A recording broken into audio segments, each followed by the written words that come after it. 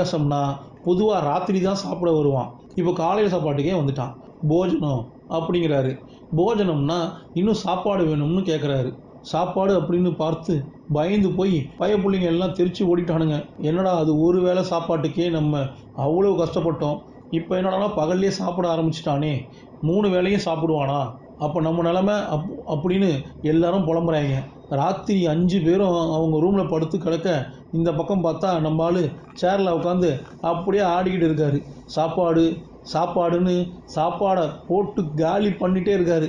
இதுக்கு பயந்துக்கிட்டே இனிமேல் நம்ம ஹோட்டலில் தான் சாப்பிட போகிறோம், வீட்டில் சமைக்கவே கூடாதுன்னு நம்ம பசங்க முடிவு பண்ணிட்டாங்க. அப்போ அந்த பேய் வேறு வழி இல்லாமல் போய் தானே ஆகணும் அப்படிங்கிறத இவங்க ஐடியா. ஆனால் பிரச்சனை வேறு மாதிரி வந்து நிற்கிது. பக்கத்தில் இருக்கிற எல்லாரும் போலீஸ்காரர் கூப்பிட்டு வந்து கம்ப்ளைண்ட் பண்ணுறாங்க. என்னடா பிரச்சனைன்னு பார்த்தா எல்லா வீட்லேயும் என்ன கிடைக்குதோ எல்லாத்தையும் எடுத்து தின்றான்.